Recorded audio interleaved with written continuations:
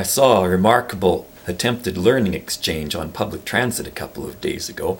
I heard a series of E6s, quite sharp and distinct and loud, and tried to track down the source and found out that it was a 15-month-old baby. I asked the mother about it, and she said no, the child, I think it was a boy, had never been taught this. And their conversation before that was the mother continually talking to the child, and the child throwing these E-flat sixes back at her.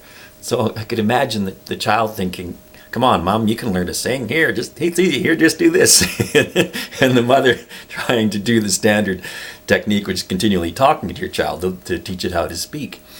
But this is a complete inversion in some ways of what we think of education is and how it's supposed to work, in that we aren't really taught to sing these gap notes, the lower to middle sixth octave notes at all. They're innate.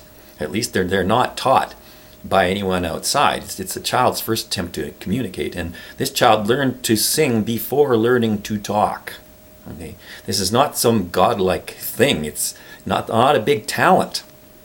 And it's quite common, I have found, at least in walking past playgrounds or going to the supermarket or being on transit, that it's quite common to hear children hitting these lower to middle sixth octave notes, the same ones which I've had video showing myself struggling to relearn, apparently, although I don't remember ever having sung them myself at a young age. So this is not the usual model in that saying that you need a teacher.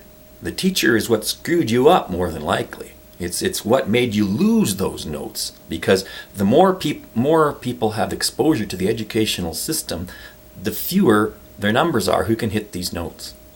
The older they get, especially in the first couple of years of elementary school, it seems to me is where the biggest numbers of these losses occur. I've seen one boy who was about 8 years old trying to locate his family in the supermarket, and he was still hitting these notes, and he was over 4 feet tall. He was a pretty good sized kid. So I think that it is possible, certainly, to retain these notes, and it's not simply a matter of your size, because as a baby and as a child, your head grows first. Your neck should be pretty much adult size by the time you are a few years old and 4 feet tall. You should have pretty much the adult dimensions. Now, for boys, of course, there are reboots and things that happen when they hit puberty, but it should not be physiologically, there's no reason why an adult shouldn't be able to do, it seems to me, what a child can do, particularly a completely untrained one.